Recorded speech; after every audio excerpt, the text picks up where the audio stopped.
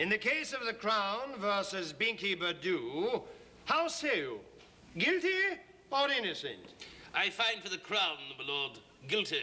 Mm-hmm. And how say you, Lord Bromwell? Guilty. Guilty. Young Master Badu, you have heard the decision of this court. Guilty as charged. Let this be a lesson not only to you, but to the youth of our fair nation. Our youth must learn respect for authority and, above all, dignity. Let us forget about the dancing and the wild rock and roll music that has permeated the fabric of our very society. Court is adjourned. Take him away. Well, that's done. I say, how would you care to pop down to the club for a spot of brandy, eh? Oh, well, I'd love to, would you? I say, let's be going down here.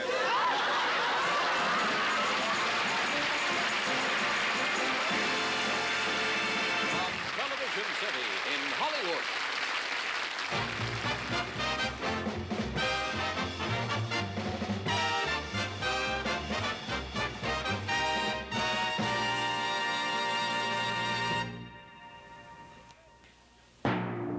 Ladies and gentlemen, Danny Kaye.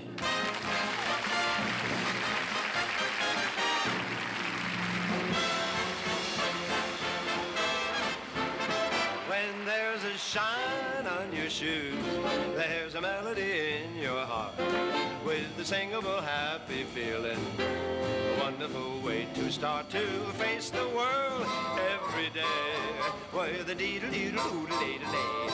The little melody that is making the worrying world go by when you walk down the street with a happy-go-lucky beat. You'll find a lot of what I'm repeating. When there's a shine on your shoes, there's a melody in your heart. What a wonderful way to start the day.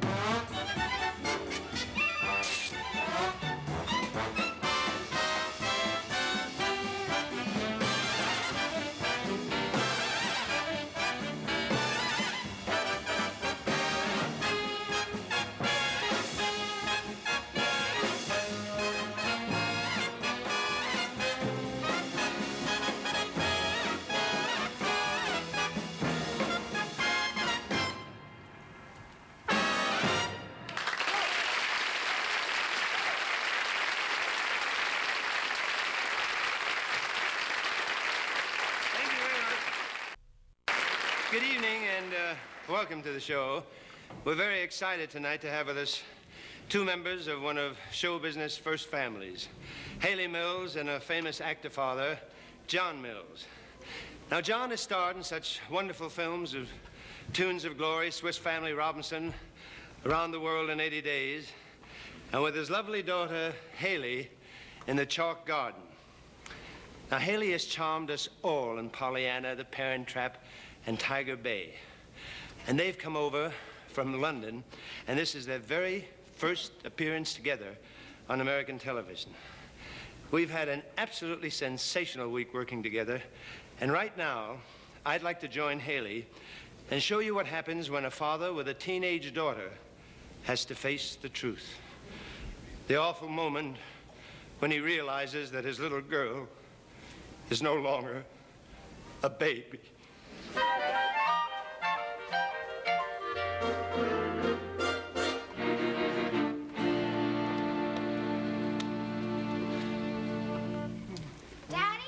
What? Oh. You busy, Daddy? No, I'm not, darling.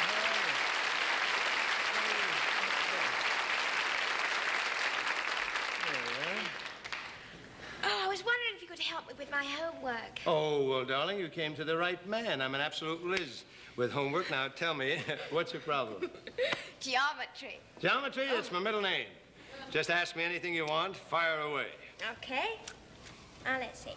If you bisect a rhomboid or a trapezoid, how do you determine the hypotenuse of the resultant isosceles or equilateral triangle?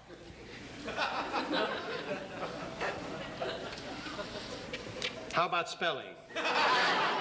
Chauffeur. C-H-A-U-F-E-U-R. F-F-E-U-R. No, Daddy.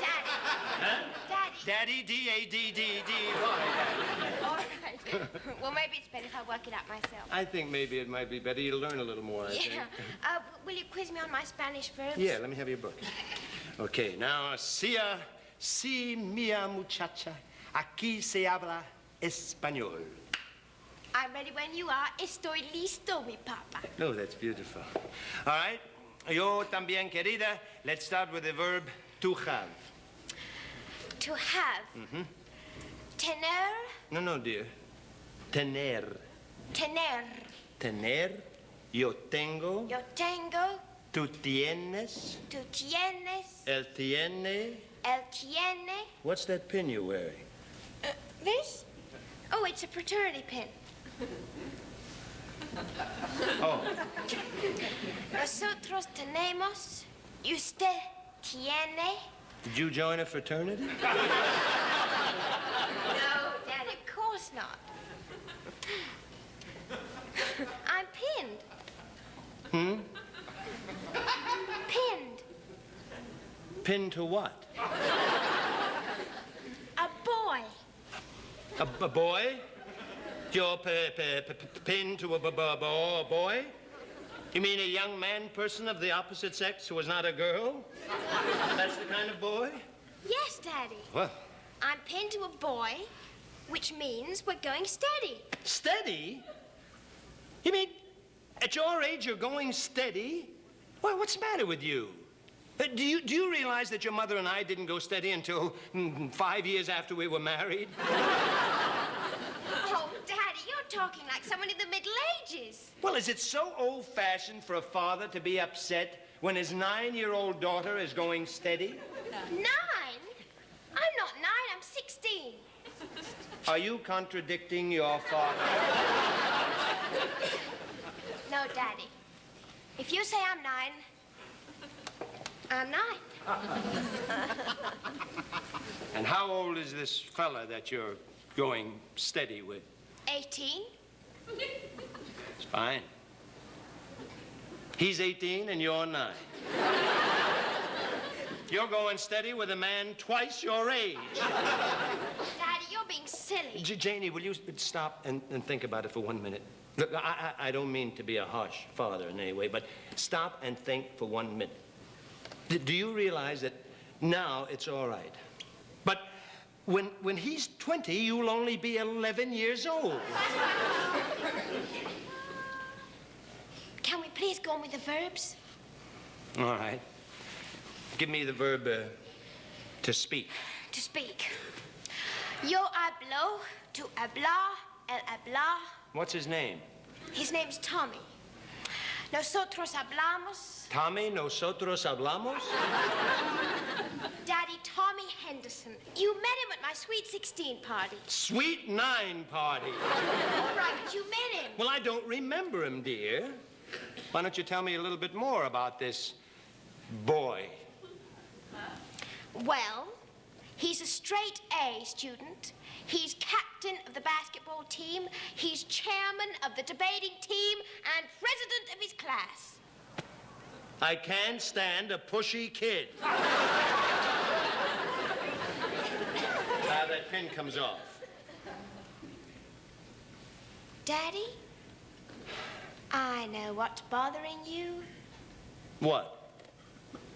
You're just afraid to see your little girl grow up. Oh, I mean, oh. Well, but Jane, that's utterly ridiculous. No, Daddy, it's not. You still see me as that helpless little chubby infant with the teeny pink booties and the cotton nightie, looking up and cooing at that cute little toy hanging over the bassinet. Jane! Jane! Daddy, you'll just have to face it. I'm 16 years old and a woman. Whatever happened to baby Jane?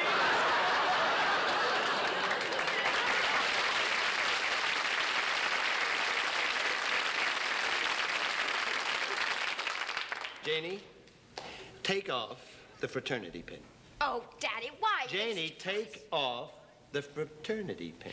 But I said take off the pin.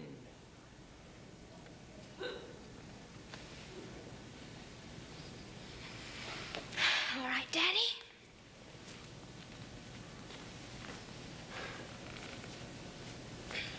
Won't come off. It's off now. Well, Tommy was coming over to take me to the basketball game. I'll call him to tell him to forget it. Why? I don't think you should disappoint the young man. I mean, he did buy the tickets. Thank you. You're welcome. But I will tell Tommy we won't make the trip to the aquarium tomorrow. Well, there's nothing wrong with the aquarium, dear. I mean, I've always encouraged my children to love fish.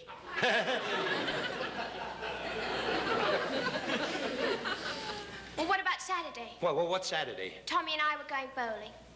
Oh, well, sports are nice. What's that you've got in your hand? Tommy's fraternity pin. Well, just don't hold it in your hand like that. You're liable to stick yourself. Why don't you pin it on your dress or something? Io ti amo, mi papa. I love you, too. Janie? Yes, Daddy? Now, remember, you're not going steady. Of course not, Daddy. Well, all you have to do is have a firm hand with your kids, that's all.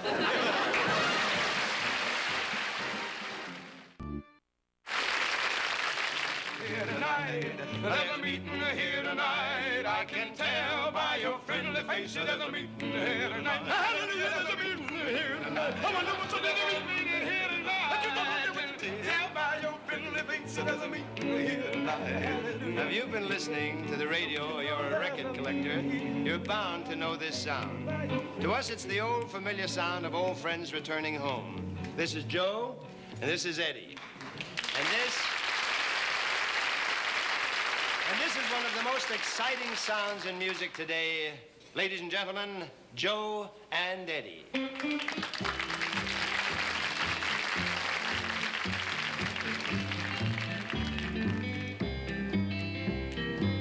Farewell, my honey Cindy Jane. Well, goodbye, my sweetheart Cindy Jane. Farewell and goodbye, Lord, I'm on the morning train. Your mean mistreating drove me near insane. Honey, won't you ease my troubled mind? Yeah, Lord, honey, won't you ease my troubled mind? Have you got a reason for treating me unkind? Honey, won't you ease my troubled mind? Tell me why you do the way you do.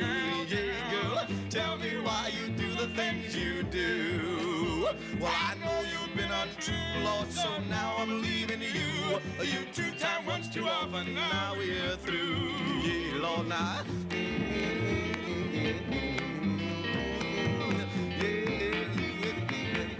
That old guitar now.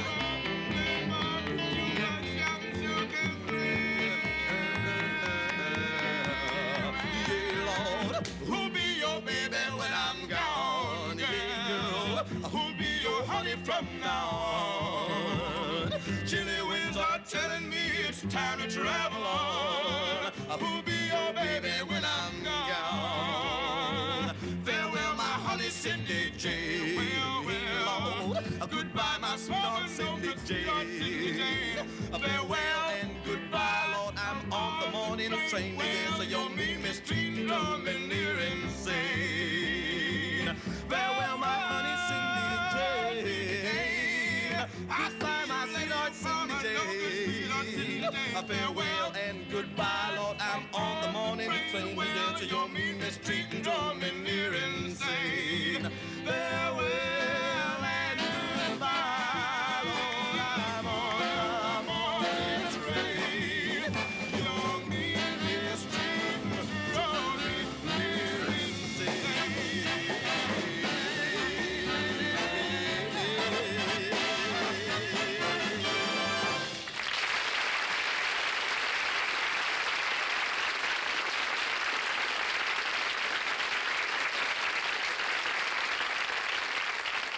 The words distinguished actor are bandied about a lot these days, but tonight I unhesitatingly use that phrase to describe my dear, dear friend, Johnny Mills. John?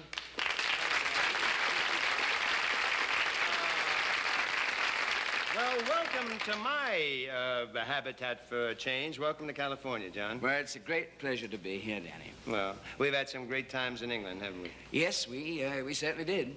You know, I can't get over Hayley. Hmm? Well, when I knew her, she was what? She was 3 or 4 or something Yes, like she that? was. She's a big girl now. Yes, she was tiny. How are you enjoying your stay? Oh, we're having a wonderful time. Oh, you're marvelous. Really? Marvelous. Good. We always do. Well, how's Hayley enjoying it? Hayley, well, she's having a great time. Is she really? Yes. Well, I'm glad to hear that. As a matter of fact, you know, she's met a very nice young man. Oh, really? An American? Yes, from college. He's from Akla. From where? Akla. Oh, he means UCLA.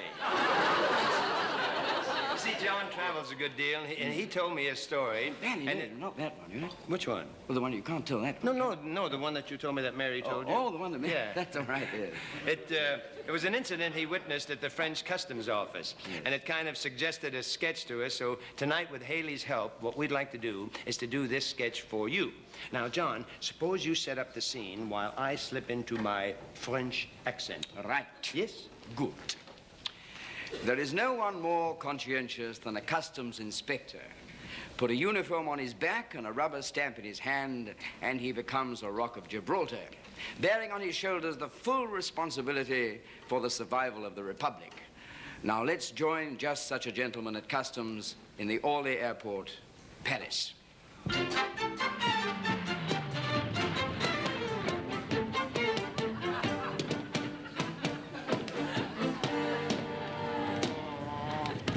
That's it, madame. You are all stamped and ready to go. Thank you.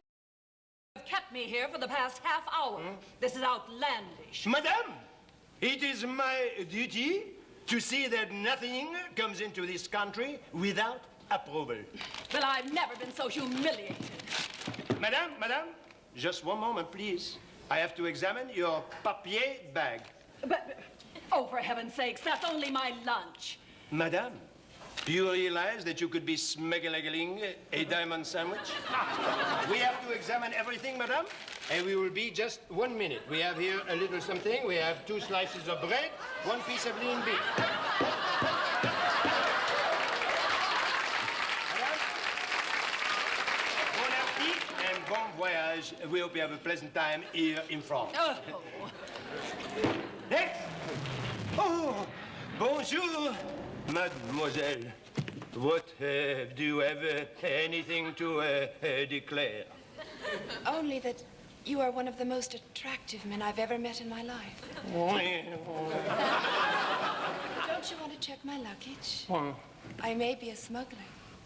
You are, madame. You have smuggled my art. But in this country, it is tax-free. You've been very kind, monsieur. Would you care to join me for a cocktail before my plane leaves? J'ai le baron Sauteur, je suis enchanté. J'ai le baron Sauteur, c'est le parler cocktail. Et c'est le baron Sauteur, c'est le... J'ai le baron te souhaite, laisser te faire, on te toire, on te soir. Je le renteur, c'est les poires, on te beurre. What does that mean? That means...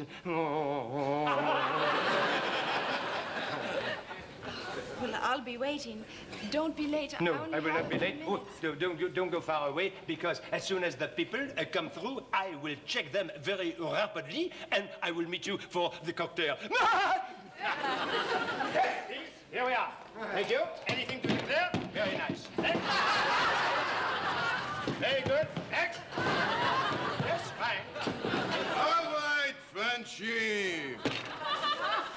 I got a pocket full of rubies, a half a mile of pearls, a handful of diamond rings, and a Rembrandt rolled up in my pants. I say, my mother gave them to me for my birthday. What do you say? Don't go away. I will be with you in just 1 minute. Happy birthday to you.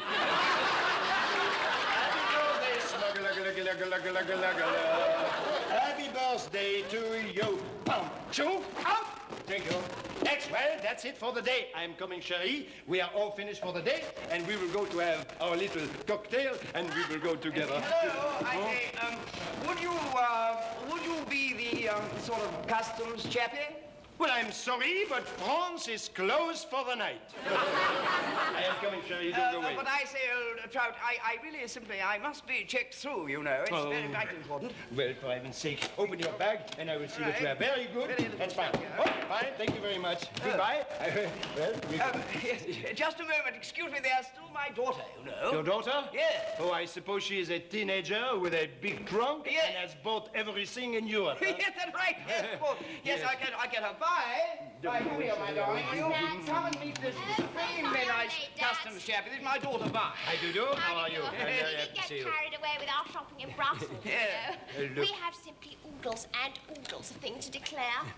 Listen to me for one moment, Yeah. s'il vous plaît. I will give you 1,000 francs to leave the country. Huh? No questions asked. You see, I have a lady waiting for me. And if you will open the trunk, you will be on your way, I will be on my way, and we will have a wonderful time. Huh? Of course. I quite understand. Vive le sport, eh? Vive le sport. Don't go away. Bye. Madame. You have the key. No, my dear. No. I gave you the key at the soccer match. I'm absolutely certain. I gave it at the No, soccer no. match. The I key. remember distinctly giving it to you in Czechoslovakia, Will you dear. open the trunk, please?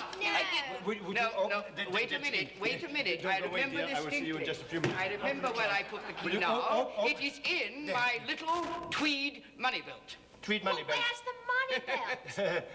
In the trunk. Well, I knew that. Don't go away, dear. Wait a I will minute. see you in just a I've minute. Hold my hat. just I'll be right remembered. there. Please. Good gracious, I've been an absolute fool, sir. What? I've got a spare key A here. spare key, is Yes. it wonderful? We have a spare key. It's this A little little chubby one here, I think. The big key? it's long thin. The long key. it's one next to the This long small. one. Open the trunk. I just Not The one, my dear. Wait a minute. It's up here somewhere. I'm sorry, I can't wait any longer. I'm leaving. I'm an eccentric millionairess, and it could have been such fun.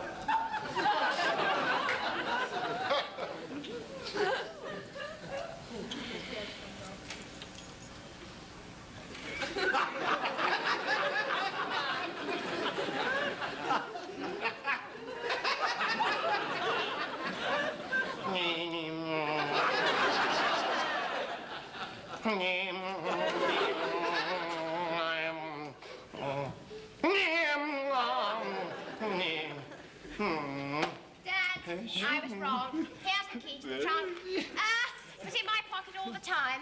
We can go now, right? Wrong! You cannot go at all because, my friend, France is open for business. My young friend, and my older friend, you will be in this country a very long time.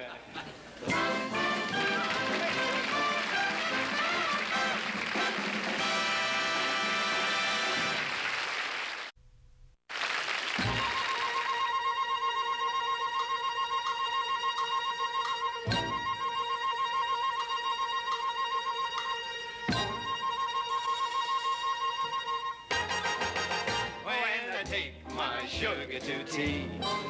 All the boys are jealous of me because I never take where the gang goes when I take my sugar to tea.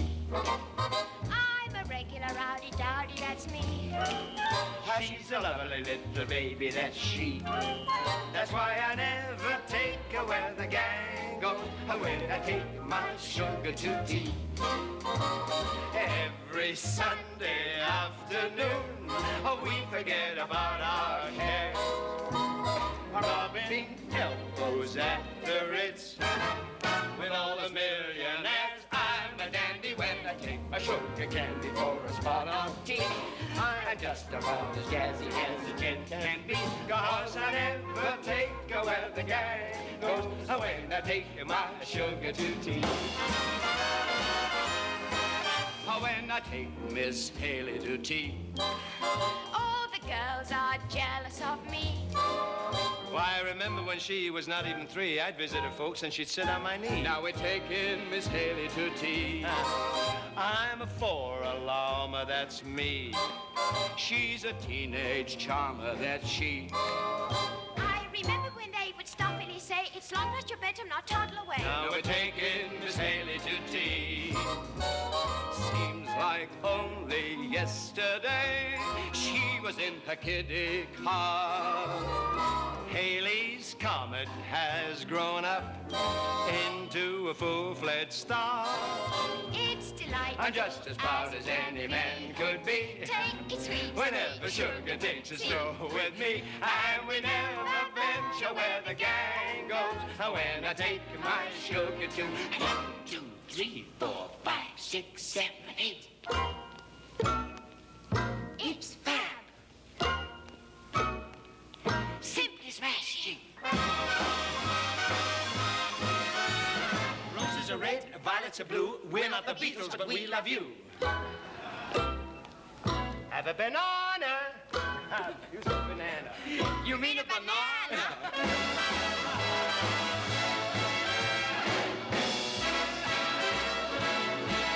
When I take my sugar to tea, I'm as happy as I can be. 'Cause I never take her where the gang goes. When I take my sugar to tea, when I'm taking my sugar to tea.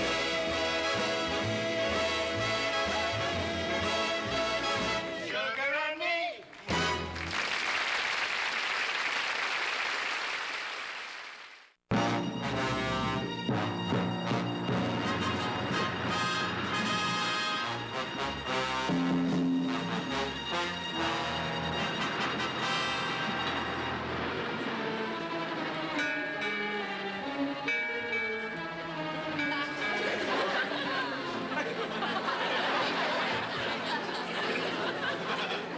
Is everybody here to shut your ruddy mouth? You want the captain to hear us? I don't care what the captain is. I'm fed up with him and his inhuman ways. Short rations, endless beatings, off the men down with scurvy, and him driving us on like we was animals. Before this day is through, we'll tend to him. And that'll be the end of Captain Blech.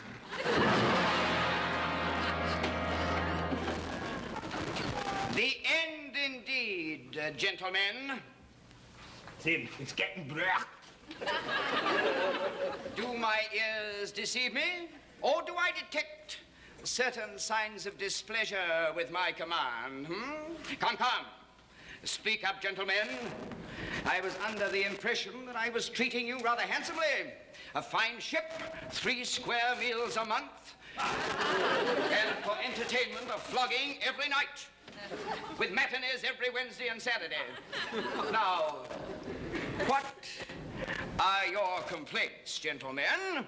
Well, begging your pardon, Captain, but the men haven't had any fresh fruit in over 6 months. Oi! Yeah. You dare say that to me, sir? You with a banana in your hand? Banana, sir? Well, this ain't no banana. This here is a belaying pin made of solid mahogany, sir. That is a banana. Eat it. But, sir, Eat your banana.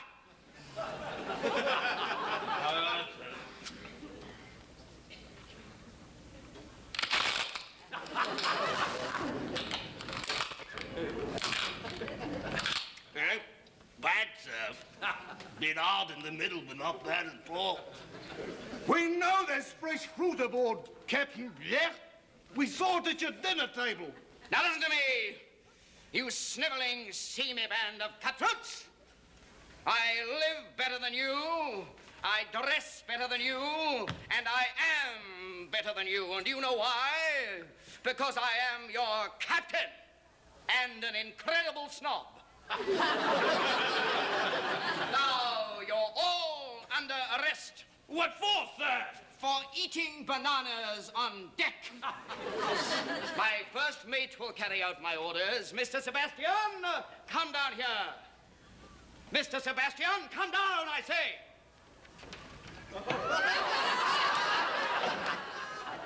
You screamed, Captain? Mr. Sebastian, come down here.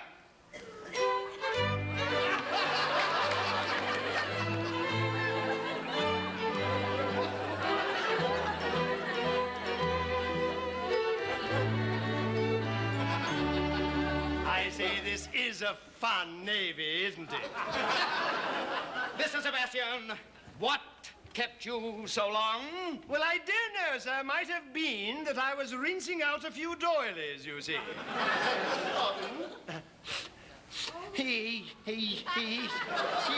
Yes! Mr. Sebastian! Mr. Sebastian! Oh, please don't shout, sir. You're melting my beauty, Ma.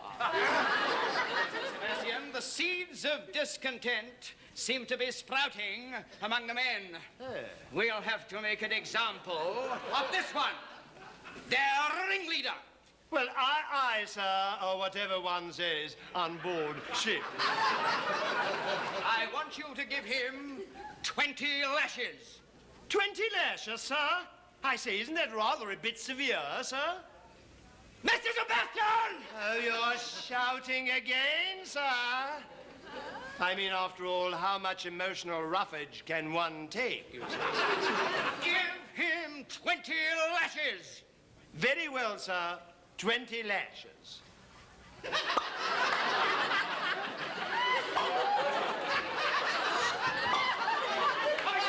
Oh, thank heavens, I should have had a bald eye. Do as I say. Take this scoundrel and whip him.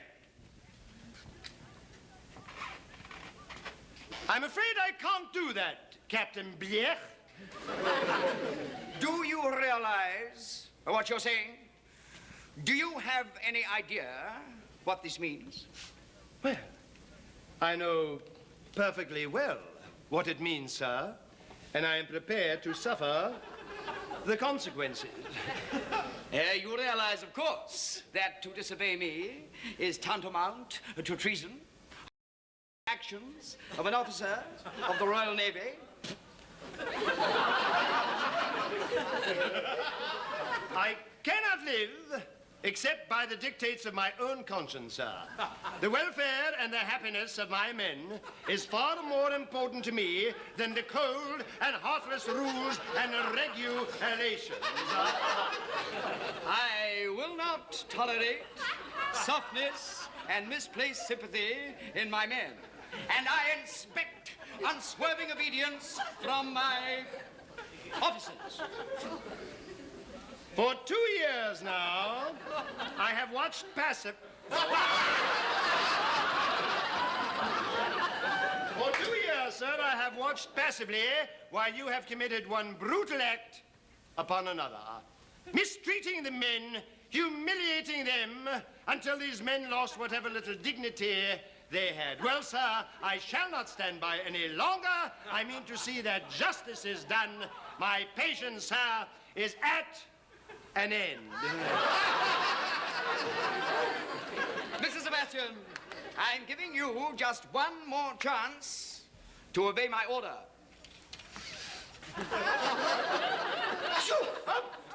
Good heavens. And my answer, I'm afraid, is still the same, sir.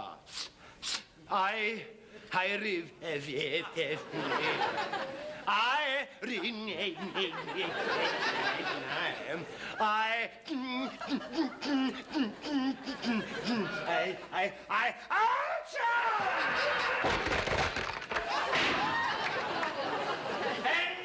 You leave me no choice but to place you under arrest. Seize him! Did you hear me, you blackguards? Seize him! I'm taking command of this vessel, Captain. What? Turn in your temper. You are through. This is mutiny! Call it what you will, Captain Blech. Your days of brutality are over. And I'm changing the name of this boat from the HMS Cruelty to the good ship Lollipop. You will hang from the highest yardarm for this! Pirates, sir, attacking off the starboard bow! Pirates, release the captain. What? We have a common enemy now. And never forget that we all are Englishmen. All right. Heave to port. Heave to port. All hands on deck. All hands on deck. All hands aloft. All hands aloft. Battle station. Battle station. Don't repeat me. Don't repeat me. Man the starboard Man the cannons. starboard cannon. Sir, the powder is wet. Our cannons won't fire. The powder is wet. Wet. Good grief. We're in for a spot of trouble now. They'll blow us out of the water. Unless, sir, we blow them out of the water first. But how can we, man? How can we? Our powder is wet. Sir, point me toward the rascals, and I shall sneeze them to kingdom come. It's an old trick, but it might just work. Oh, there you are. Prepare, Mr. Sebastian, for firing. Eyes up! Both tensions up! By the numbers! 1, 2, 3. Set him at 2 degrees, 11 minutes left. 2 degrees, 11 minutes left, sir. 5 degrees right. 5 degrees right, sir. Range 200 yards. Range 200 yards. Load. Load. Prepare to fire. Fire!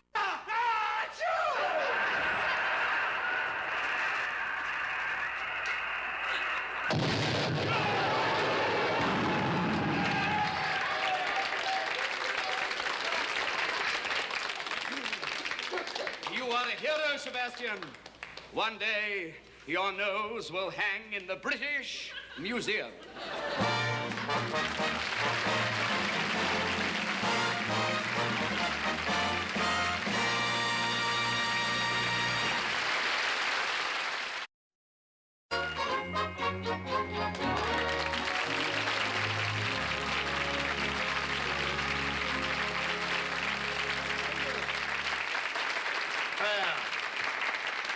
I must say, I certainly enjoyed that sketch. I wouldn't have had anything happen for the rest of the whole time that John and I were working because what happened, I think my own shirt is attached to this one. Oh, no, I'm not sure. Isn't this nice? Oh, I've had a marvelous time working with John and Hayley. It's really true that I've known Hayley since she was a tiny little girl. And Mary Mills and John and Hayley were having a bite of lunch the other day. And I remember being at the Wick, that's their house in England, and Hayley was a little tiny girl, and I must say in all fairness, I love England and I love the British people, but I wouldn't write any letters home about their weather. We had blazing hot sun from 12:15 to 12:17 one day. And I used to go around with one of those little reflectors, you know, so you could get the sun for about 2 minutes sitting in the backyard like that. And I was doing this, and Hayley saw me one day. She ran running back to her parents, and she said, "That crazy American thinks his head is on a plate." And the other story that Mary told me just before we did the show, Hayley was about 5, I think, or 6. And Mary writes, and she was working at night. And Hayley got up in the middle of the night, about 2 o'clock, and she came downstairs. She said, "I've got to see Mother." And John was sitting back there, and he said, "No, you can't see your mother now. You're going to interrupt her. She's writing. She's very busy, and leave her alone." And she said, "But, Daddy, I simply have to see Mummy." And John said, "But you can't." She said, "I must. My heart stopped."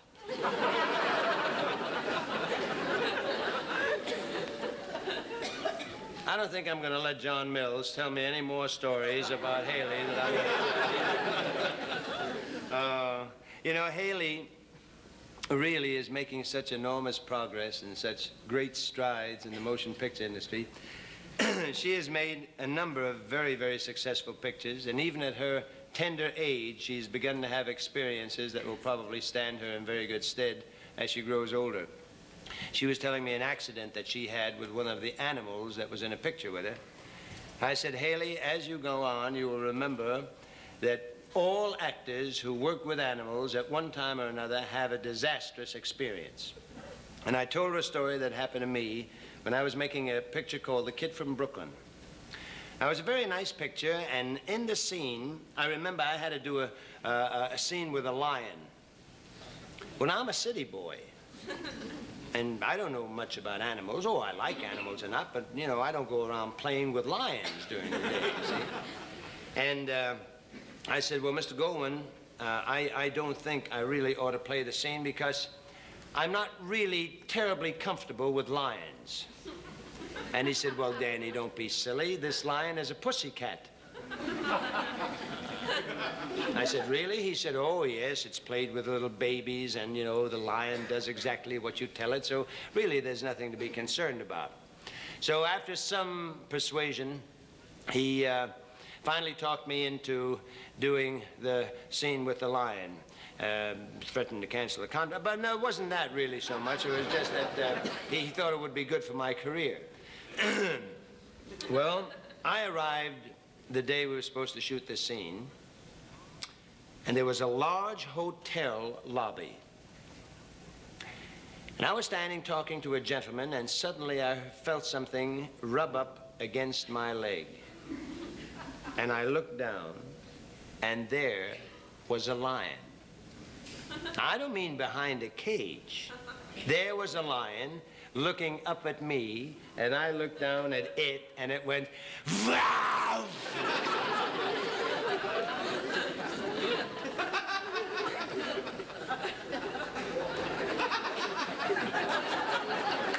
That's just the way I felt when he went, "Wow," like that. And I didn't move very fast. And finally, the trainer came over and said, "Here, Jackie," or whatever the lion's name was, and the lion moved away. Now, they proceeded to rehearse the lion. Now, the scene was that I had to walk in with the lion on a leash. And I had to walk up to a desk in the hotel lobby and ring the bell, and the lion had to put his paw up on the desk. So now the trainer, who was armed with a gun, a chair, a whip, kept saying, "All right, Jackie," and the lion went, "Wow!" And he went, "Pow, pow!" He shot the lion. Then he hit him with the whip, and then he held the chair out. Now, they rehearsed for 4 hours, and the lion did nothing right. Absolutely nothing. And finally, the trainer said to me, "Well, we're ready."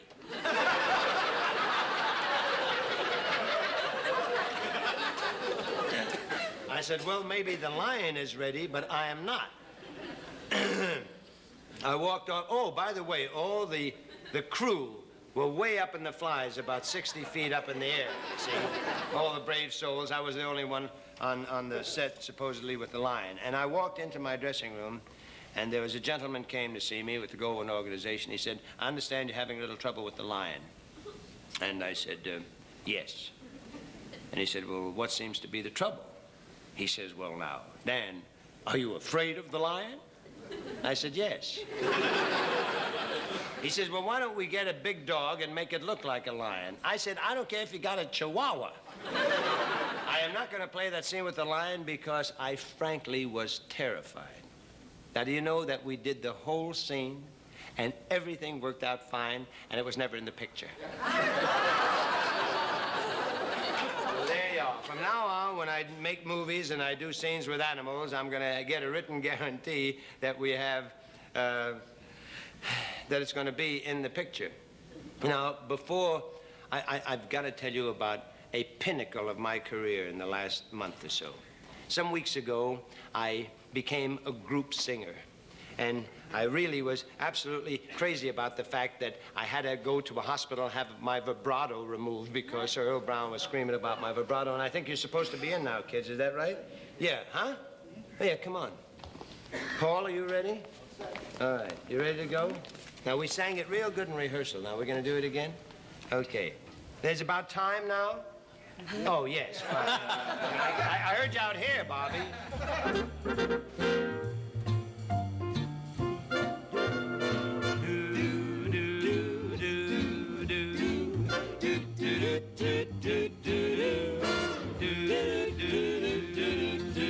Just in time.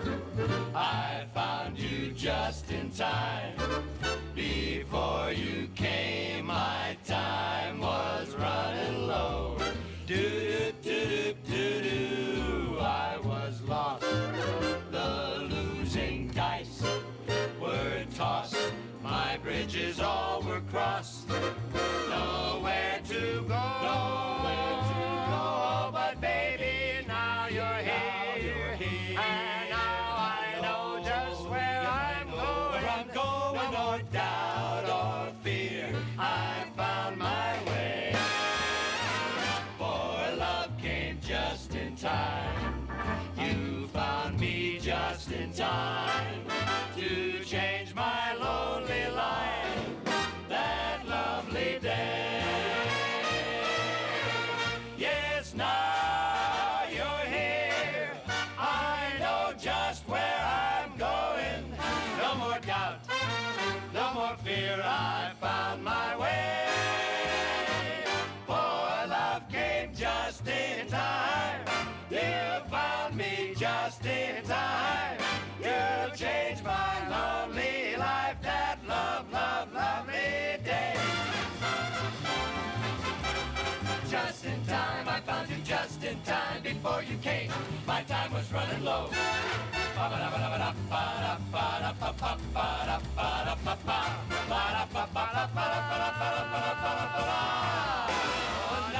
you're here, and now I know just where I'm going. No doubt, no fear, I found my way. For love came just in time. You found me just in time to change my lonely life that lovely day. Change my lonely life that lovely day.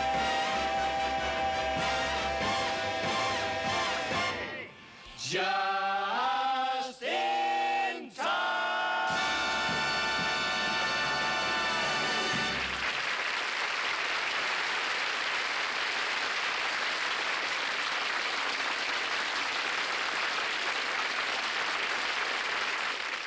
Well, that's it, ladies and gentlemen. Our thanks to Joe and Eddie for their song and to John and Hayley Mills for the fun they helped us have.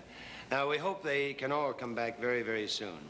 Our thanks also to Harvey Korman, Bernie Capel, Erin O'Brien, and Morty Prickett. Now, a couple of weeks ago, at the close of the show, we reviewed some of the parting words we left with you down through the season. And we suggested that you make a sentence out of them. Well, the words were, if you remember, wombat, vestibule, rutabaga, flange, ratchet, and syzygy.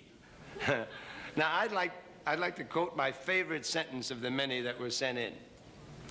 The wombat flew out of the vestibule, had a bite of rutabaga, took a nap on the flange, climbed on the ratchet, and went into a syzygy. Now, this week, why don't you try setting that thought to music? Good night.